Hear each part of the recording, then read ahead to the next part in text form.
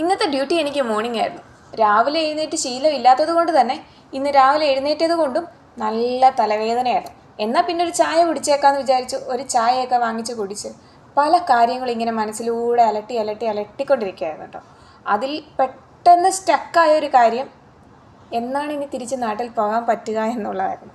പിന്നെ അതുമാത്രമല്ല, ഇന്ന് ഈ മാസത്തെ അവസാന ഡേറ്റ് അല്ലേ, ഇന്ന് ഞാൻ എൻ്റെ റൂമൊന്ന് ചേഞ്ച് ആക്കുകയാണ്.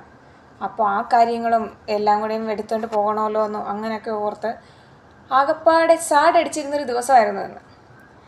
എത്ര പേരുണ്ട് ചായ ഇഷ്ടപ്പെടുന്നവർ? എനിക്കിഷ്ടമല്ല കേട്ടോ.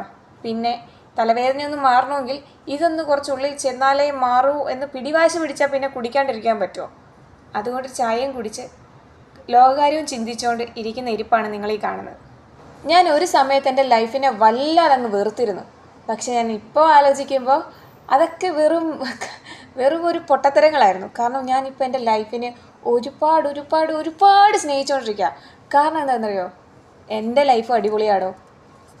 ലൈഫിൽ എല്ലാവർക്കും ചേഞ്ച് ഉണ്ടാവും. ആ ചേഞ്ച് ആകുന്ന ടൈം വരെ നമ്മളൊന്ന് വെയിറ്റ് ചെയ്യുക. Okay, by.